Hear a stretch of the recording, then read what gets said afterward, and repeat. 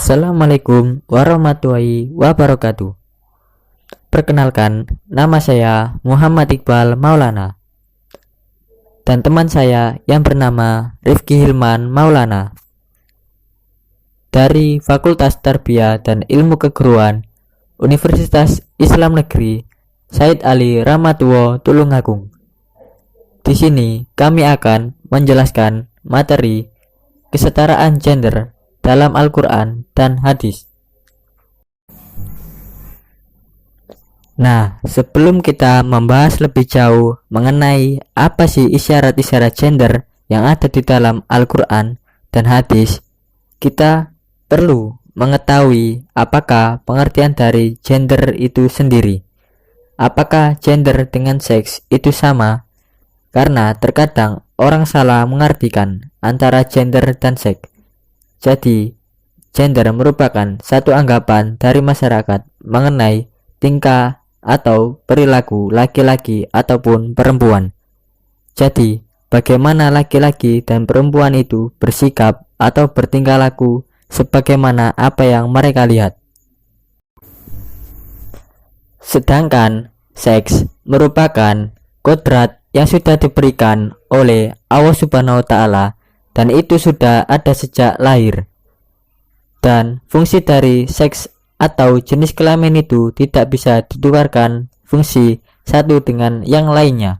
Jadi sudah memiliki fungsi masing-masing. Nah, berbicara soal gender itu kan merupakan suatu anggapan dari pandangan sosial, pandangan masyarakat mengenai bagaimana laki-laki dan bagaimana perempuan. Misalkan perempuan itu merupakan makhluk yang sensitif, merupakan istri, kemudian ibu rumah tangga yang berperilaku feminin. Kemudian laki-laki itu identik dengan jiwa kepemimpinan sebagai kepala rumah tangga, sebagai sumber nafkah dari satu rumah tangga.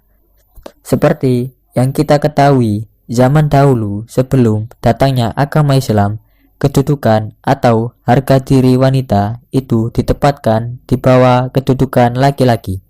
Jadi, pada zaman dahulu, wanita diperlakukan seperti boneka. Mereka banyak yang dijadikan budak.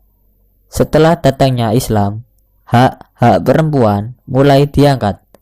Hal ini juga dimulai dengan adanya politik demokrasi di negara barat yang menyadarkan atas hak-hak perempuan.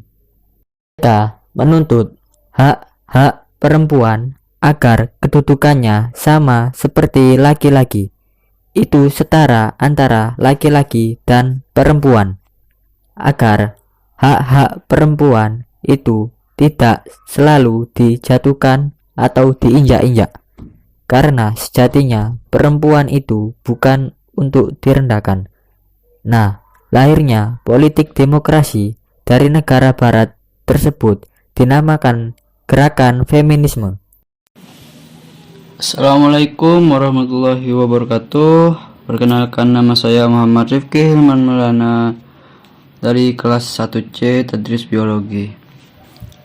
Lahirnya politik demokrasi yang ada di negara barat tersebut, gerakan feminim, mulai dari situ pakar-pakar muslim mulai membicarakan mengenai hak-hak perempuan dengan membahas kembali dalil-dalil yang terkandung dalam Al-Quran, hadis, kemudian kitab-kitab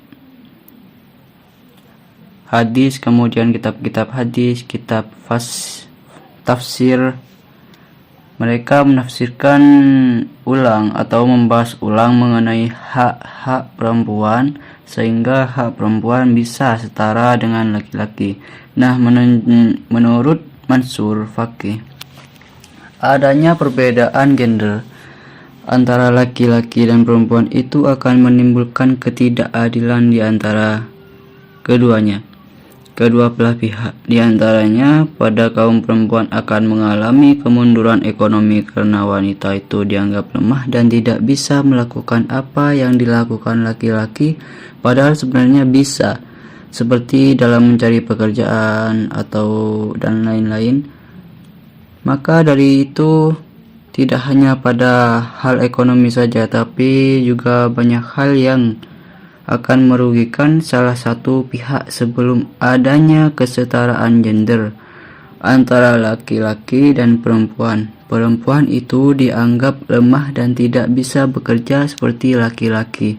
Agama Islam merupakan agama yang mengedepankan keadilan. Sejak awal kemunculan agama Islam, Rasul telah mengajarkan kesetaraan dan keadilan antara manusia dengan menghilangkan sistem perbudakan.